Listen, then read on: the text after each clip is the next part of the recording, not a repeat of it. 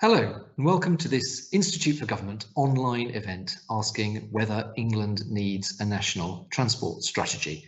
Scotland has one, Wales has one, England has Bus Back Better and the Williams-Shapps plan for rail and a plethora of investment strategies. But is that enough to meet the plans in the Conservatives' 2019 manifesto, let alone deal with the strains that have come from the pressure of Brexit, the pandemic, and as the eyes of the world are on Glasgow, net zero? And is England even the right unit to think about this? Should we be talking about the UK? Should we be talking about England's regions? Or should we be talking about travel to work areas or something different? Lots of questions there. My name's Alex Thomas. I'm a Programme Director at the Institute for Government, and we're really pleased to be bringing you this event in partnership with Costain, the infrastructure consultancy organisation. And we have a fantastic panel to talk about it today. Andrew Adonis, Lord Adonis, was Secretary of State for Transport, Head of the National Infrastructure Commission, Minister for Transport, Head of the Number 10 Policy Unit, many other things besides, so has the perfect CV for talking about those questions today. Someone else with the perfect CV is Bridget Rosewell, who is a Commissioner at the National Infrastructure Commission. She's Chair of the Independent Review into Planning Appeal Inquiries, huge experience in policy, investment, economics around transport and other decision making on infrastructure. Sue Kershaw is Managing Director of Transport at Costain. She's worked on everything from the Olympics, where she was responsible for rail and road transport and project management, to the Mayor of London's Infrastructure Advisory Panel. She also became the first female president of the Association for Project Management in 2019. And last but not least, Martin Tugwell, Chief Executive at Transport for the North. He's worked all over the UK and England from south to north, and before joining Transport for the North was Director for England's Economic Heartland, a subnational transport body representing a large chunk of England. So we've got a brilliant panel. I'm also sure you're going to be a brilliant audience, because you're going to ask some fantastic questions. Do ask questions from the start in the box that you can see is there. Say, if you can, who you are, where you're from, and also use the sort of thumbs up icon to rate and uprate questions. That makes them more likely to come up the feed that we can see, and so more likely that they'll be asked if you're interested in them. If you're on Twitter, use hashtag IFG Transport for the event today. We're really keen to get your thoughts that way as well. So without any further ado, we'll start with Lord Adonis. Andrew, why has it been so hard to introduce a national transport strategy in England? Nice simple question for you to kick off. Well, first of all, just to say it's great to be with you and in such a star-studded cast as well. And you didn't mention the most important part of my CV, which is that I was director of the Institute for Government 10 years ago, which is one of the best jobs in the country. Declare an interest. And the work that you and others, Alex, do in highlighting these governance issues, because they're essentially they've got a massive policy dimension, but underlying them is a governance issue. How do you go about actually planning policy and generating momentum, partnership, and so on in a country as complex as ours? And you're absolutely right to be drawing attention to them. On should there be a national transport strategy, which is the subject of this seminar? Yes. And I'm not as gloomy as I think some people may be about the absence of one, because I've always regarded as an absolutely cardinal rule of public policy that you should engage in R&D. And R&D in public policy is rob and duplicate. The art of good public policy is to find somebody who does something well somewhere across the world, make a proper judgment that they are doing it well. Don't get that wrong, because often people can identify things wrongly that are working well. But once you've judged that it is working well, you then just copy it. And in my experience of public policy, the more literally you copy it, making whatever allowances you need to for cultural or national or local norms, the more successful you're likely to be, provided the model that you start on in the first place is workable. And all of the things which I've done in government, which have been most successful as I look back on them, have been essentially being very bold in applying R&D. That's true of all the education reforms I did, which were all based on successful existing models elsewhere. Maybe the most successful, one of the most successful being the Academies programme, based very much on international models. Teach First, which was based on Teach for America, and I had a massive battle with the civil service because I wanted to keep it literal. I didn't want to make fundamental changes that they wanted to do to fit it into the pre-existing teacher training system in England. And the same was true of HS2, which was a straightforward copy, essentially, of the Japanese Shinkansen as a model. And all of the mistakes that have been made in HS2 in the last 10 years have come from departing from that model. Now, the model in terms of transport strategic planning, which we have, which really works, and which we should be copying relentlessly, is London. We don't even need, in this particular case, to look internationally. London's record in the last 25 years, really, since the late 1990s, the combination of New Labour plus the creation of the mayoralty of London. And I'm making a non-party point because it's true of all of the successive holders of that office of mayor, including the present Prime Minister, has been one of unmitigated success. It has been a transformation in the quality of public and private transport planning and delivery in London. In the 1990s, London was an international basket case for failure. You know, I mean, you used to have to consult a timetable to work out when the next Northern Line was going to appear, and it might not appear then, and it was as likely as not the train would be taken out of service because it was 35 years old and not working. Well, I mean, all the statistics speak for themselves on London. Massive investment, almost all of it highly productive. Crossrail about to open, thanks to consistent planning over 3 mayors, 3 governments over the course of the last 20 years, a doubling of investment in the tube, transformation in quality there, the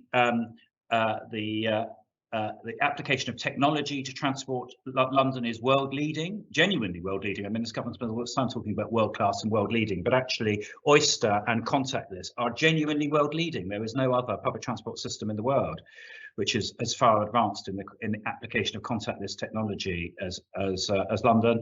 I could go on and on through it, including the introduction of a congestion zone, the only part of the country where we really apply road pricing, which is a model of policy which people have been going on and on about as being necessary for a country as congested as ours for decades, and it's actually only really happening in a simplified form, but nonetheless happening in London.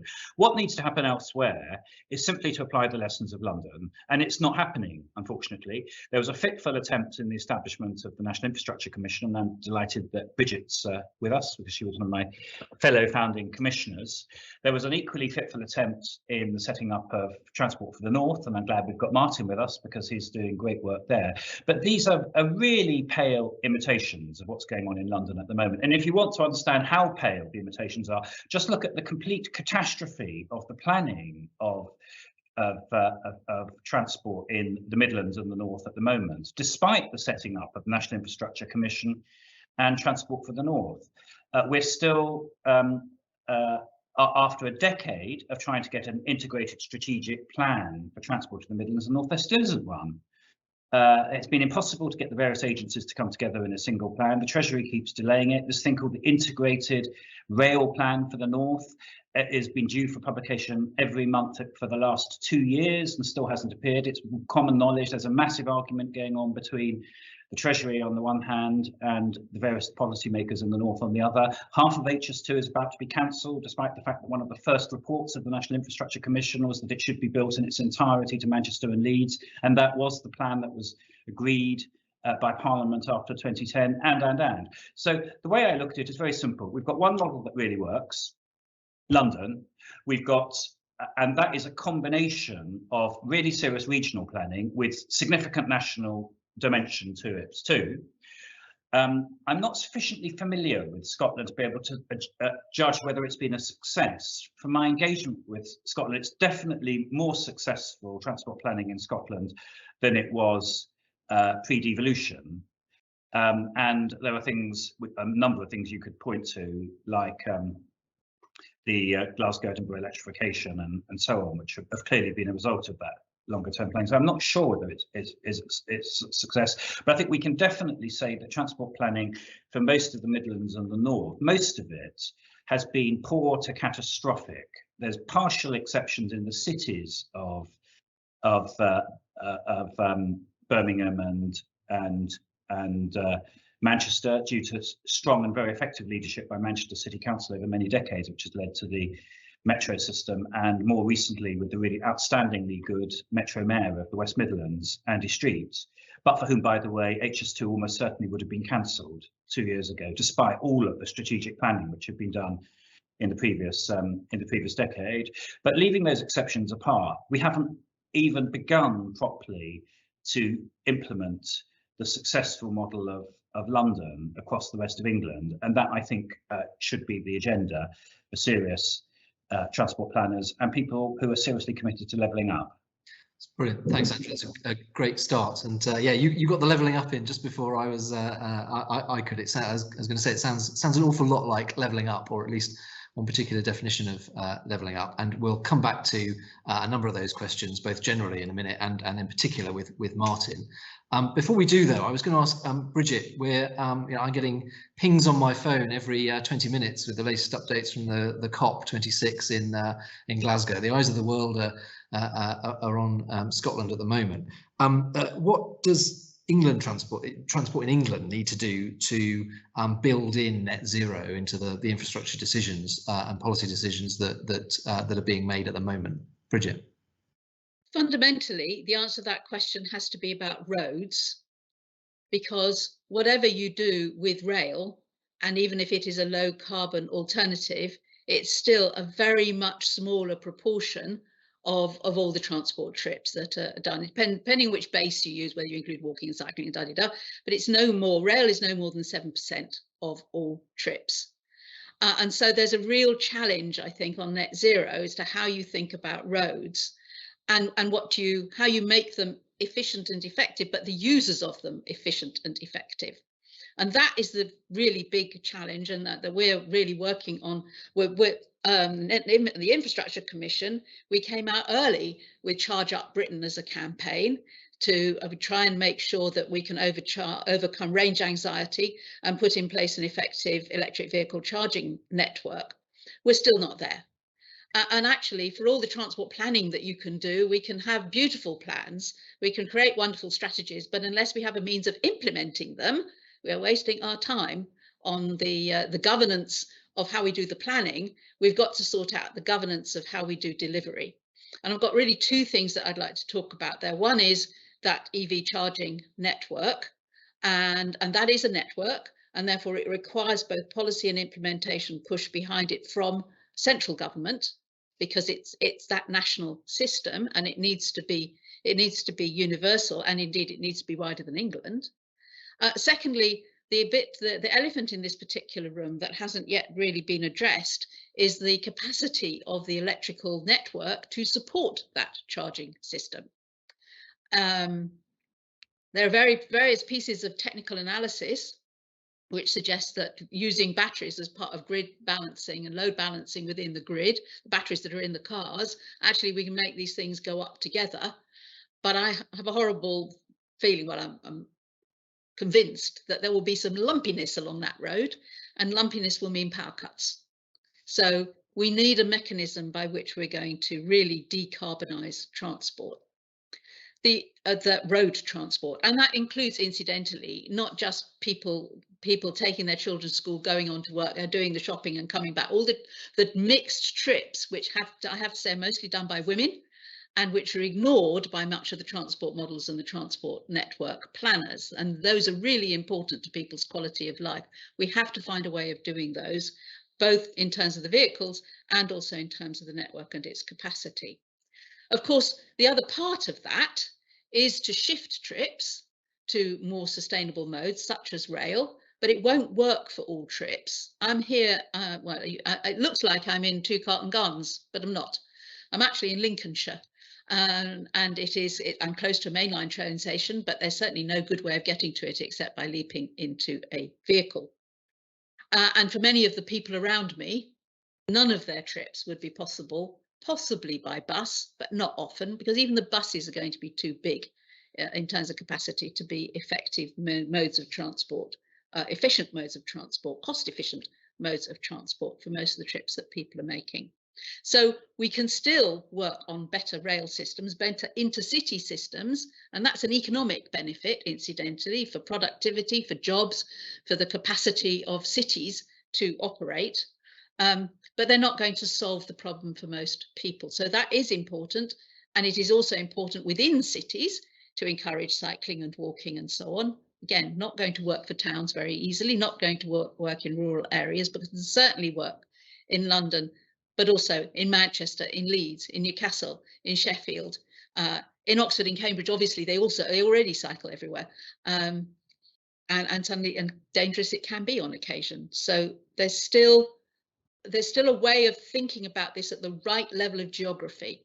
And so for me, the other part of this, and it comes back to some of the things Andrew was saying, it's about how you pull the modes together.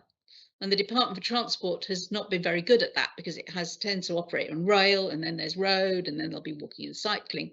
Whereas it's in London, as Andrew has said, but equally in other regions where you can pull the modes together into thinking about how you get the thinking about the trips at the right level of the geographies. And so the final point I'd like to make is you have to think about it from users' point of view. And we're very used in transport planning. It's done by engineers, right? It's done by transport planners. They're a specialist breed. They think about time savings. They think about running, it's so much better to run a rail system without any passengers. It works brilliantly if you don't have any people on it. So we've got to get away from thinking about transport as being about engineers, about the design of the road, and it's got to get in much more into thinking about it's the users of that transport system. Why do they use it? Why are they there? What are they trying to do? And how does that respond to their quality of life? If we do that, actually, I think we can move to a zero carbon system more efficiently and more effectively than we are currently doing. Brilliant, thanks, Bridget. I'm actually going to slightly disrupt our usual format to this and take advantage of the fact that you were talking about this, and that there's a popular question from Rebecca Selleck that links precisely to what you were saying about pulling the modes together and the spatial location of this. But how can we hope to slash transport's contribution to our carbon footprint without an island-wide UK transport strategy? So do you think net zero demands a UK-wide transport strategy, or at least an England-wide transport strategy? Just briefly, because we'll come back to this in a moment. I think that the real risk of thinking that it does is that you go on thinking about producing a strategy and you don't actually get on with anything on the ground in time. So that is my, I've integrated road transport strategies have been things that people have talked about all my career, and they have been a reason for doing nothing except thinking about the strategy. I'd rather do things than have a strategy. It's good advice. Thank you, Bridget. We'll come back to that. Sue, moving on to you, I'll ask you a nice simple question about the nature of time to kick things off. But how, and given your experience, how can we best anticipate the needs of transport and then build them? So sort of taking Bridget's challenge there of just, for goodness sake, get on and do stuff. But how can you in a meaningful way throw yourself forward to the transport demands of the future and then get on and build what needs to be built? Sue. Yeah, really, really good question. And Bridget, a lot of what you said resonated with me, because transport cannot be seen in isolation. Transport is about people. People live in houses, people need facilities. Whole environments and communities need to grow and flourish. So I think the biggest mistake we've made to date is looking at transport in isolation and looking at by sector in even more isolation. So what they've done in the Scottish strategy is actually link their transport thinking with economic growth, with the climate change, and also with what's happening around that whole economy. So yes, Scotland is smaller geographically than England, but they've done that thinking, which is almost identical to the thinking that was done with the London Mayor, linking the spatial strategy, the economic strategy, and the transport strategy. So I think to anticipate the needs of transport, you have to anticipate the needs of people. And the opportunity we have right now, post-Brexit and post-COVID, is an opportunity that we've never had before. We've always kind of reshaped things, redone things, thought about things in very much the same way, got the modelers working away, demand versus capacity, but that has all changed out of all recognition, like our ways of working have all changed out of recognition. So I think we need to really think by community and not do a grand plan, because grand plans rarely, well, they usually get out of date before they're delivered, but look locally at the subnational transport bodies, look locally at the mayoral issues. Let's make some real successes happen that fit the need of business, the people and the community, and then let's replicate that across the country. And each one will have different things that work for it. When I worked on the Olympics, we did a load of research around the world of what would a good transport strategy for the Olympics look like. And we had some really good lessons learned, failures from Atlanta, for example, and Beijing, where things are very much different and very much organized from the top. But there was no one size fits all. We found that really early, especially with somewhere like London that has very, very special topography. So I think we need to talk to the communities, we need to talk to the government clients about what they're trying to achieve with the funding they're giving, because is it really big capital projects now? If the capacity and the demand is down, the capacity is there, is it more looking at the asset management and clever, smart asset management? And that comes into the climate change issue as well. You know, how can we make sure those railway embankments are safe? Well, we can monitor them remotely with drones, for example. We could never do that before. You know, have a think about what people actually want and what's going to be used and what's going to be needed. I think it's truly important. So we need to look ahead with a clean sheet of paper. We need to be proactive, whether we're planners, politicians or engineers. We need to get involved to make it happen. We need to check the trends we're seeing now are going to be long-term or short-term. And I think that's a really interesting thing and very, very difficult to do. And we need to look at really the re-levelling agenda. What does that truly look like? And how does this nirvana of integrated transport happen? We can't do integrated transport across the whole of the UK at one time. It has to be specific elements, as I said, that join up, sort of connecting the dots, if you like. And I think for funding as well, let's look to the banks. At the moment, they are offering huge amounts of money, private finance, for the ESG agenda. Let's grab that. It's great for the banks. It's going to be great for us and great for the communities we're working in. So we've got to get better at anticipating what we want, but we don't necessarily have to build it. We can build something, make something better that's already built, and that will help with the whole re-levelling. Brilliant, thanks, Sue. Strong theme here about not getting too carried away with grand plans and grand strategies, but focusing on the most urgent and most important and getting on and doing it. So Martin, picking up on that theme that Bridget, Sue and Andrew were saying, you've got a perspective across England.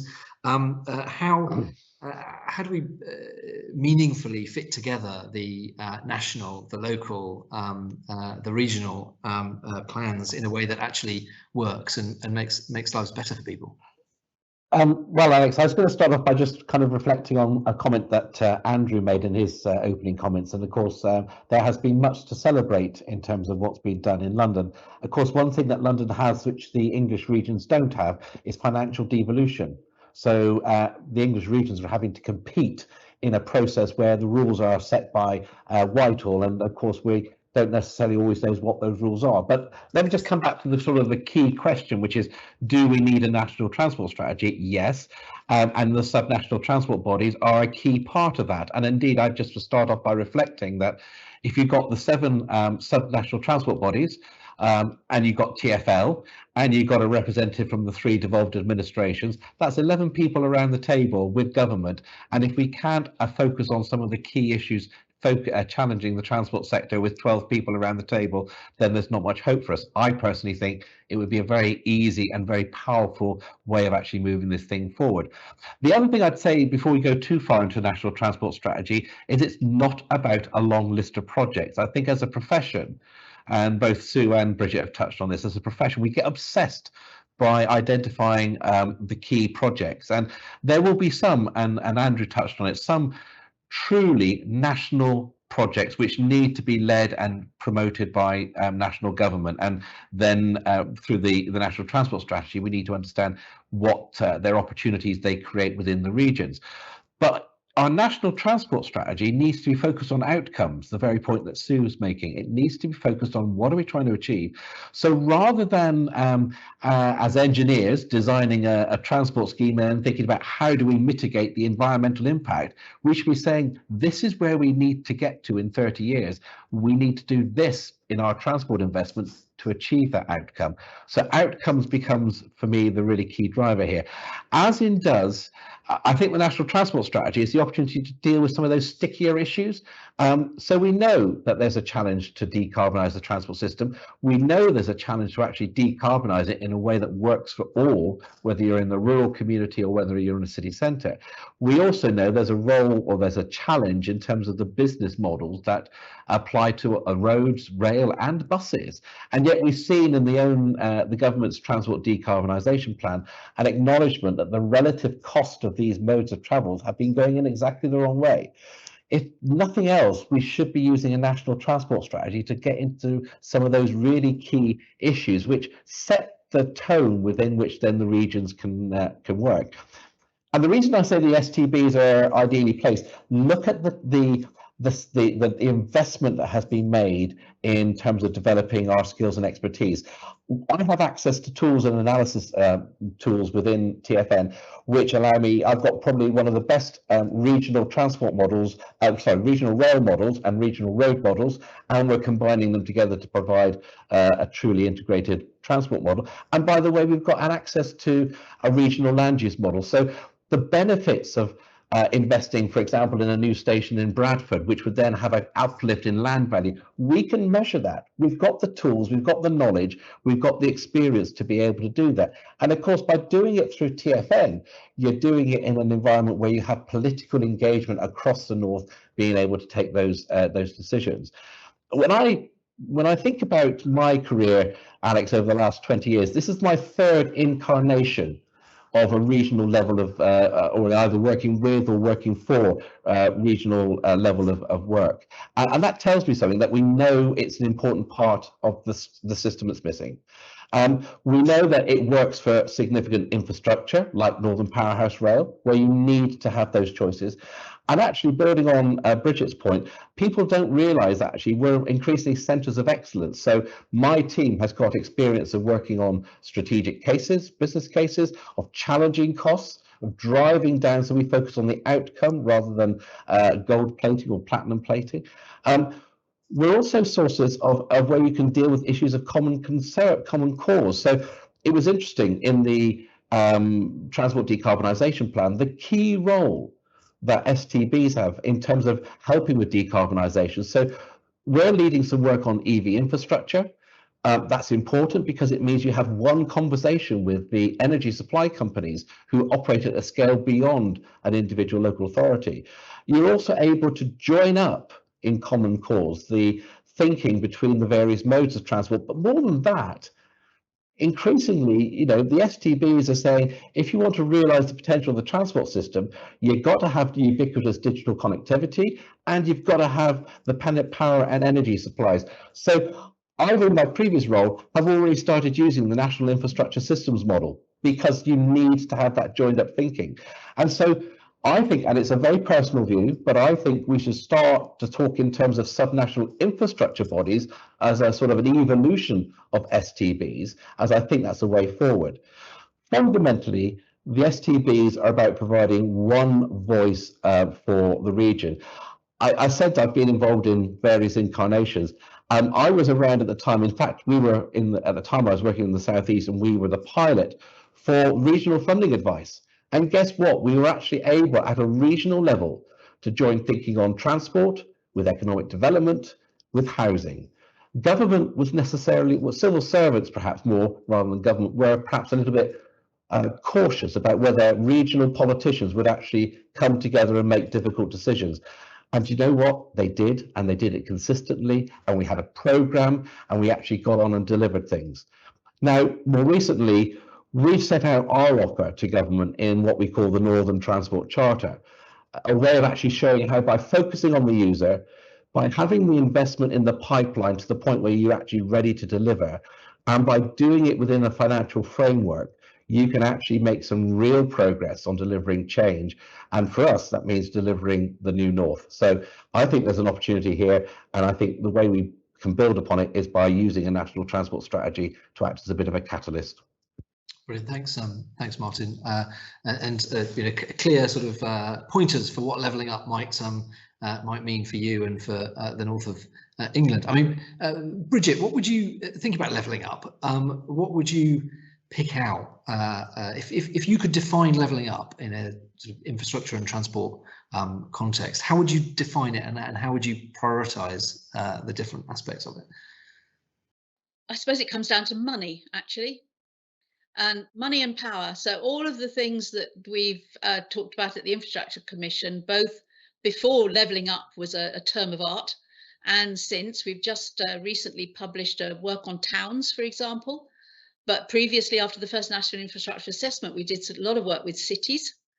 And all of that was really, a lot of it came down to giving subnational bodies of one kind and another, and I absolutely agree with what Martin is saying here, is to come in and offer the right and the responsibility for making your own plans and bringing together your own people to come to pull all that together.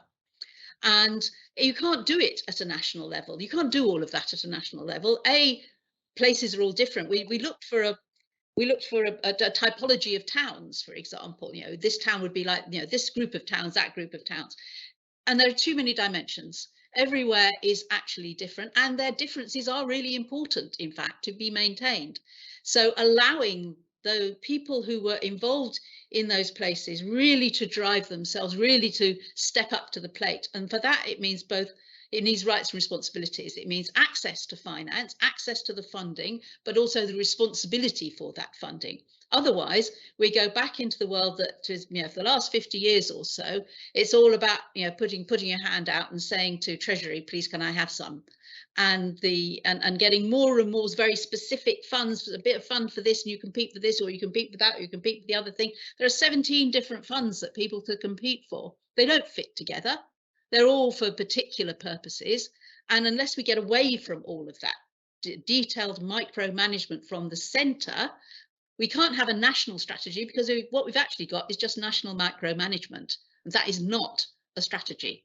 So devolution is actually, and I think when Martin said, put all the subnational bodies together in one place and let them fight it out what a national system might look like, that would be brilliant. Treasury won't let that happen. So when we did the rail needs assessment, I'll stop banging on in a moment, when we did the rail needs assessment, and Andrew was incredibly cross with me because we couldn't support within the budget doing the whole of HS2. So what we said was, within those budgetary constraints, let's get on with the first stages while we kind of still do an adaptive approach and get the next bit sorted out. But unless you give that responsibility and the right to say what it is that you need for your area and your region, and that's not regional planning, incidentally, because that is those regions were sort of fake at the same time. Those regions have to emerge themselves. London sort of does, it's the area inside the M25 pretty much. Even then, and I was there at the beginning of the GLA and working on producing those plans which brought transport and the economy together, and it took quite a while. It took a while to get that iteration to happen. So it's not a quick fix. That will be my final thought on that matter. There's none of this is a quick fix. Yeah, thanks, Bridget. And Andrew, bringing it, I was anyway going to bring up some of the points that Bridget made about about institutions and governance. You mentioned governance earlier on as well. Do you think we've got governance and institutions right in the UK and in England? Is the Department for Transport fit for purpose? Do we use evidence in the right way? How would you, if you could redesign the transport decision-making architecture in England, how would you do it, Andrew? Well, lots of interesting themes have come out. I think I was very interested in what Martin said about how the 12 if you take the 12 sub-regional, sub-national bodies, essentially regionally based transport bodies that there are at the moment in England, and brought them together in some systematic way with the Treasury and the Department of Transport and some of the national agencies, maybe Network Rail, which is now the guiding force between Great British Railways and so on, maybe the Highways England as well. You've got your as it were, college from which you can create a national transport plan. It'd be very interesting to ask Martin whether those people have ever met round the table. I suspect the answer is no, that group I have just described. I suspect they've never met round the table. So that would be quite a good starting point, is the answer. I never believed in abolishing one institution simply to create another with the same purpose and thinking it's going to be better. That is a cardinal mistake of governance, public policy and governmental design. So the idea that abolishing the Department for Transport simply to replace it with some national transport agency doing the job of the Department for Transport, I think is a complete nonsense. The reason we set up the National Infrastructure Commission whenever it was now 6 years ago, was because there was no institutional body that was responsible at arm's length from government for recommending a national infrastructure plan, and that was its purpose. And there's been some schizophrenic comments in the course of the last 45 minutes about whether plans are a good idea or a bad idea, and I can tell you the only thing worse than having a plan is not having a plan. And yes, I'm afraid plans do need to include lists of projects. There's no other way that projects are going to be taken forward unless they appear on a list. So there's some sort of glib phrases that lists of projects are a bad idea. Well, the only thing worse than having a list of projects is not having a list of projects. What you've got to do is have your list, get the right list is the key point, and then work with them consistently. And just a final remark, because I want to bring this into the real world as to where we are at the moment. Richard is completely right that I was very irritated with my offspring, the National Infrastructure Commission, for its absurd reports last year, deprioritising HS2 East. It was absurd in its own terms, because the first report of the National Infrastructure Commission itself 3 years previously was in favour of completing HS2 West and East as a cardinal building block for national transport strategy. And the thing about a high-speed rail line is it's a once-in-a-century thing that you can't keep pulling up by the roots every 4 or 5 years and looking at it again and deciding whether or not it is or isn't a good idea. Having done the plans, which we had done, having got them over a period of about nearly a decade, looked at coordinating properly between the various different agencies, the right thing to do was to carry and implement them. And a final point about HS2, because it's I'm going to carry on banging about this nationally, as I see it as my duty. The idea that it's not possible as a country to build a backbone high-speed rail network between the 4 largest conurbations of England, being Greater London, the West Midlands, the North West, and Yorkshire, particularly West Yorkshire. Either it's not possible to do that and to have successful regional and local plans, including towns, is for the birds, and is refuted by the experience of every other major industrial democracy apart from the United States, which have proceeded with backbone high-speed rail networks linking their major conurbations, as well as, in most cases, having rather better regional and local transport plans than we've got. So I think the assertion that Bridget's making that it's not possible to do this within an arbitrary funding envelope set by the Treasury, which by the way is less as a proportion of GDP invested in infrastructure than most of those other countries.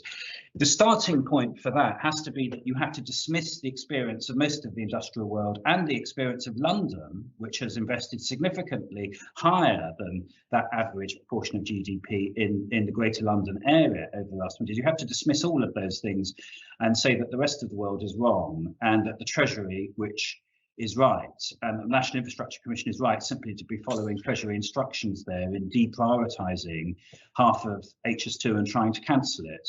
I'm pretty certain I know where people looking back on transport planning are going to come out on it. They're going to say that the National Infrastructure Commission was right first time round, that we were right to be planning an integrated 330-mile HS2 system, including the 4 largest conurbations 10 years ago, and that the dismantling of that that's happening at the moment will simply cause a situation where it has to be reassembled again over a longer period of time with fewer of the benefits, and people will look back at this as an example of a catastrophic failure of integrated national transport planning.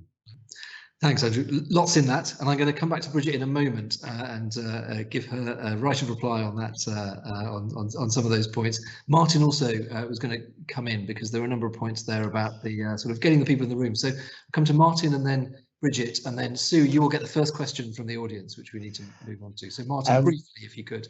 Yeah, Alex, you were talking about what does levelling up mean. I mean, for me, fundamentally, levelling up means doing things differently. And what's better to empower the local politicians coming together in subnational bodies to be able to shape that. Do you know what? The 7 subnational transport bodies have been meeting regularly for about 2 to 3 years. We meet at a technical director level, and increasingly we meet as chief executive levels as well. And indeed, the department is meeting with us on a regular basis. We work collaboratively on issues such as freight and logistics, because if you're going to look at freight from Felixstowe, you've got to look across the other regions as well. We work together on decarbonisation. We work together on things like rural accessibility. So you've got the essence of the 7 subnational transport bodies already working collaboratively, consistently together. We occasionally work with London, and likewise with the Union Connectivity Review about to be published. I'm sure there'll be opportunities to build the strength with the devolved administrations as well. But I think for me, the fundamental point here, which we've touched on a number of times already, is if we're looking to take difficult decisions, if we're looking to do things differently, who's better placed to be able to do that than to devolve both the responsibility and the financial framework to the subnational bodies, so that they actually allow that to be those choices to be made by those who understand their own particular area. Brilliant. Thanks, Martin. Really interesting. Bridget, to come back on what Andrew was saying and anything else. Well, I could go on for quite a long time. I will try not to. 2 key points. Thank you. Firstly, when the NIC first looked at HS2, it didn't really look at HS2. That was already policy, as Heathrow was policy. We've never looked at that either. Existing policy is not in our remit. So we're trying to look that further forward into things which haven't yet been done.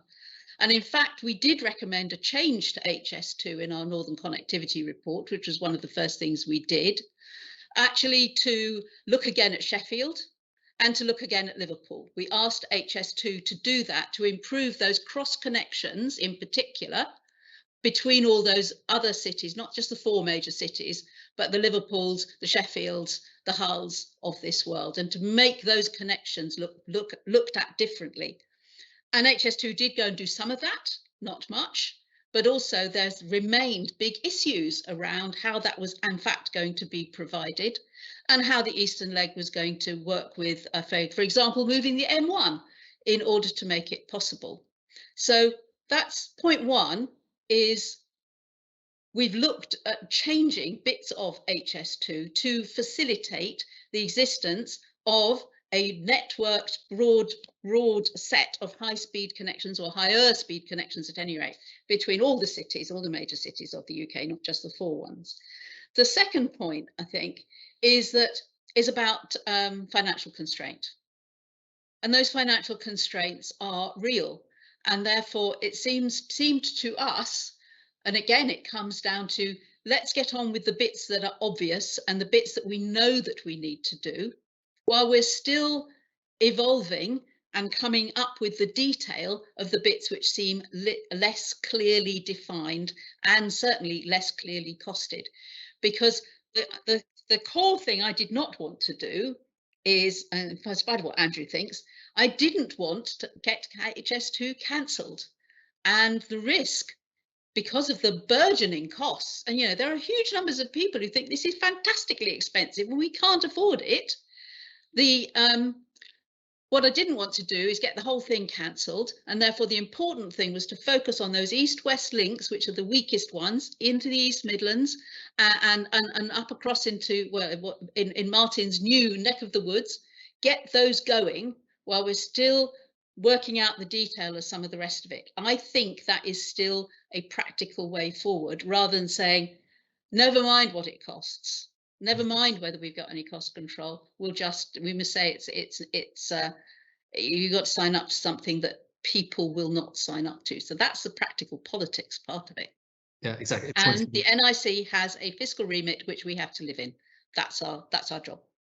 Thanks, Bridget. I'm going to move on that debate. Fascinating to have that. Thank you. And you're right, Bridget, to point to the institutional and bureaucratic politics of some of this as well, which on these huge decisions takes is incredibly important. Sue, I'm sorry not to come to you sooner, but the first question for the audience, and let's rattle through as many of these as possible with some short answers. But it's from Adam Tyndall, who is making a point about the breadth of any sort of transport strategy. How much of the problem is not so much a lack of a strategy, but a lack of associated other strategies and plans? So everything goes back to DfT, who see their job as overseeing the delivery of HS2 or whatever, while actually making the most of a transport policy requires linking those transport interventions up with housing policy, trade policy.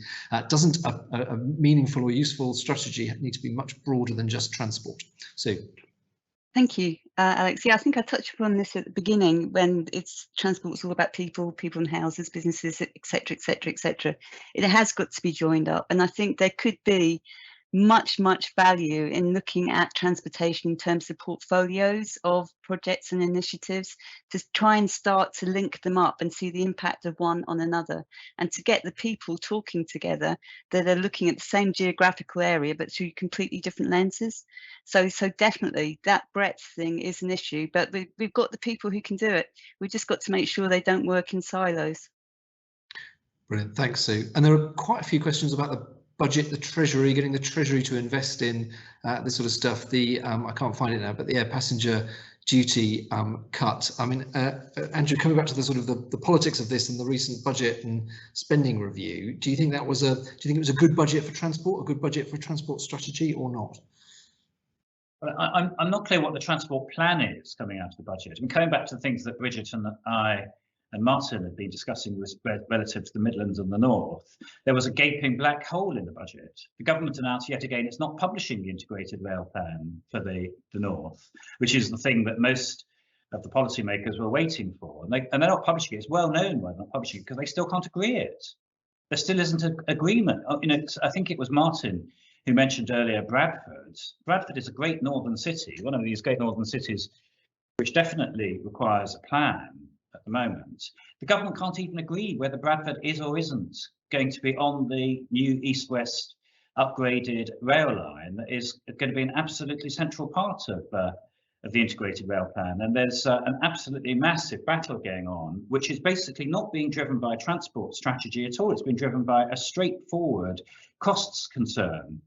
And on the issue of costs, obviously government ultimately will decide what it wants. But I think it's a very big mistake when it comes to core infrastructure planning, strategic planning, for the government's advisors simply to take as given before making any recommendations the government's the Treasury's own cost envelope. I, in effect, refused to do that when I was chairman of the National Infrastructure Commission. It was a constant tussle between me and the permanent secretary of the Treasury, and the then Chancellor, George Osborne, was with me on it. He said that he couldn't get it past his officials if there was no spending envelope, but he wanted me to recommend what was the right thing in terms of integrated transport planning and the prioritisation of projects, which is the reason why, to come back to this point, we did clearly a clear understanding at the beginning of the work of the National Infrastructure Commission was that the whole of HS2 would proceed. And this eastern leg of HS2, which is one of the most important pieces of national infrastructure planning taking place in the country, it's not true to say it was vague.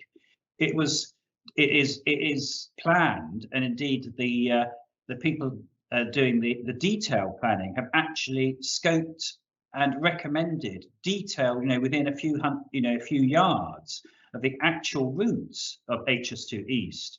HS2 Limited, the company taking forward HS2, was actually drafting the parliamentary legislation to give the planning powers for all of that route, including the improved route going through Sheffield that Bridget referred to, until the plug was pulled by the Treasury, using as an excuse for doing so the report of the National Infrastructure Commission on this, which was itself generated by the Treasury telling it that it had to recommend proposals that lopped off tens of billions of pounds off the cost. So you can go through the content of what's going on in this space marked national and regional transport policy, but you can't get away from the fact that it has been catastrophically handled in respect of the Midlands and the North over the last 5 years, including the very state bodies set up to recommend integrated planning, reversing themselves and their own advice in order to do the Treasury's bidding. Let's thanks, Andrew. Let's look a bit further north as well, or north and west. We've had a couple of questions. One from Andrew Dorian, Transport Northeast. Sorry. Another document that's due for publication is the Union Connectivity Review. Does the panel think this will be effective? Another from Peter Horston. How should any English transport strategy fit into the Union Connectivity Review? Peter's a colleague at the IFG. Martin, what do you make of the Union Connectivity Review from where you're sitting?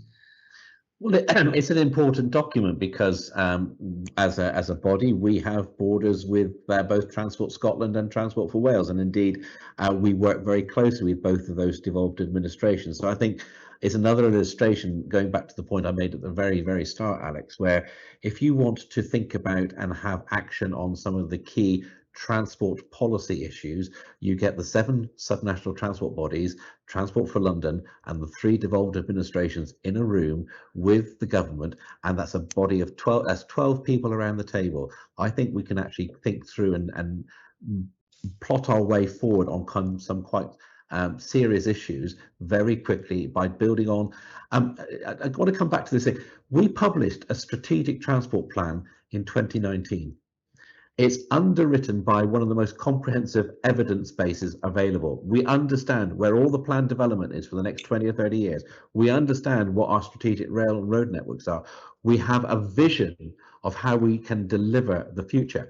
That vision actually defines and sets out what we expect of the rail network, what we expect of the road network. So you've got a strategic transport plan in TfN, which sets out how the transport needs to work as a system to unlock our economic potential, because people need to remember the transport plan is there to deliver the independent economic review.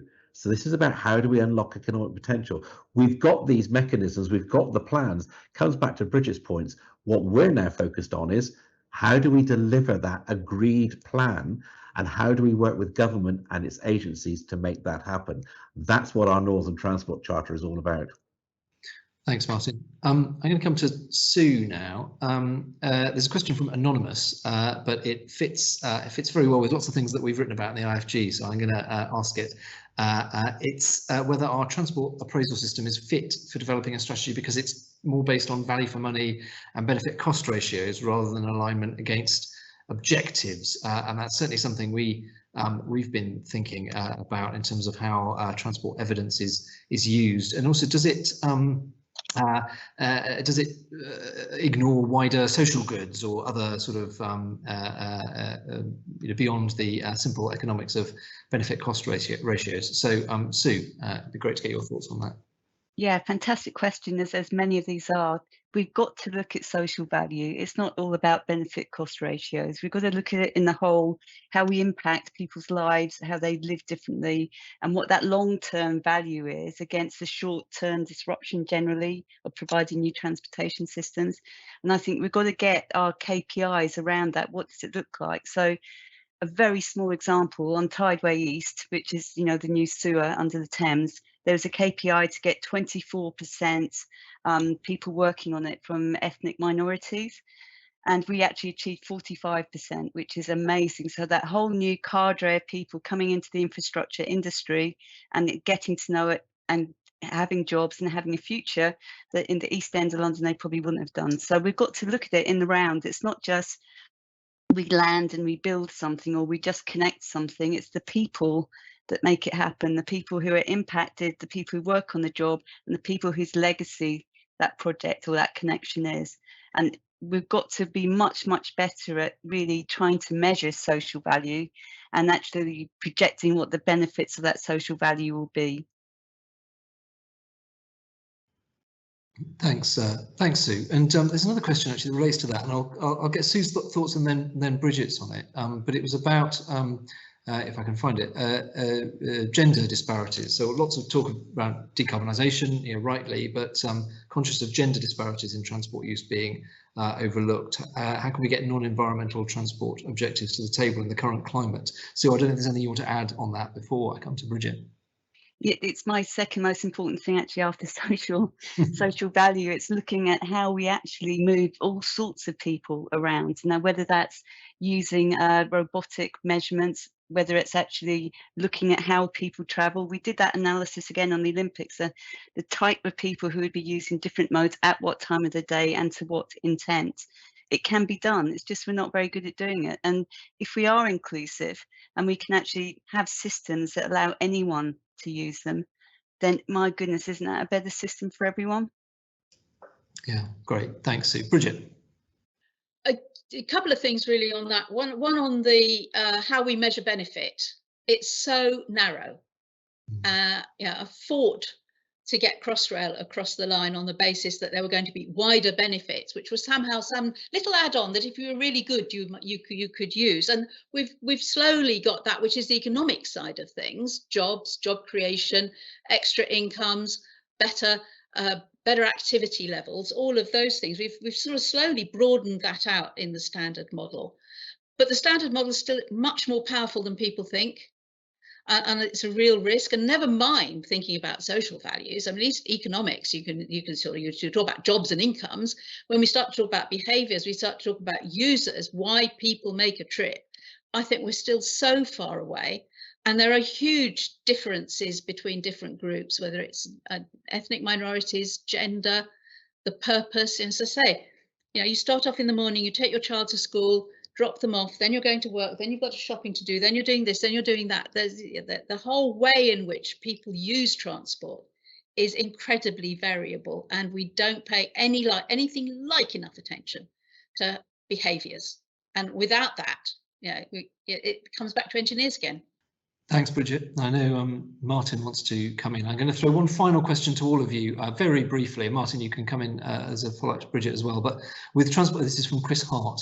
With transportation use technology requirements likely to change significantly over the next decade, how do we avoid a national transport strategy becoming irrelevant immediately after delivery? There's a little bit to some of the questions we did earlier, but I think that's quite a nice one to finish on. So, Martin, do you want to go first on that, and anything to pick up from Bridget before we wrap up? Well, there's two things there very quickly, Alex. First of all, putting the user at the heart of it, and just to reassure Bridget, the STBs increasingly are looking at much more diverse data sets, so we understand why people are traveling and understand the diversity that there is. And secondly, at TFM, we're just about to conclude a piece of work where we're looking at the integrated program of benefits and assessment. So rather than looking at individual projects, what's the outcomes that we're going to get from delivering the program as a whole? And I think we've got to get better at looking at programs rather than individual projects, because that's where you get the outcomes. Cool. Thanks, Martin. Andrew, how do we avoid a strategy becoming irrelevant immediately after delivery?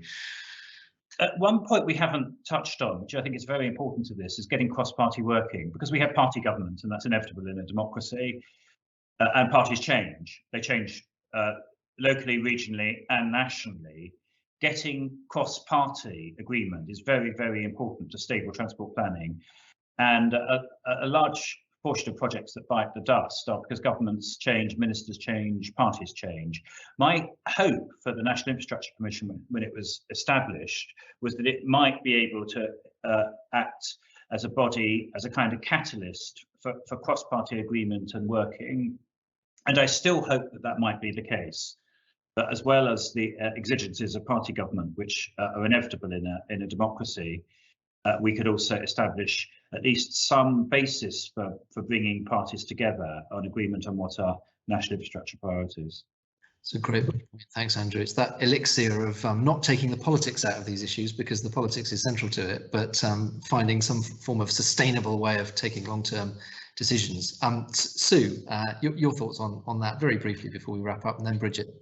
Sure. I mean, it's to make the strategy really concise, short and understandable. And when you deliver it, you deliver the execution plan, and you also name the agile groups that are going to deliver it for you. So a very project management answer, but you've got to, deliver, publish a strategy, get on with it, and don't plan for anything more than 5 years ahead. Still with Andrew's list of projects in it, perhaps, but we'll leave that one hanging. Bridget, your thoughts to finish off. You need a long-term vision. You need a view of what it is you're trying to achieve and why you're trying to achieve it. And everybody, and the cross-party point is important here. What is it you're trying to do? Why are you trying to do it? Inevitably, it tends to then come back to projects and programs, and there's an inevitability about some of that. And then eventually it has to come back to the shorter term. You're hanging on to, or trying to hang on to, a long-term vision is incredibly important, and it's very difficult, especially with all the changes that we're seeing at the moment. What's working practice is going to be like in 30 years' time? I haven't got a clue. But what I can say is, what do I have to believe for particular things to be, what is it I'm trying to do?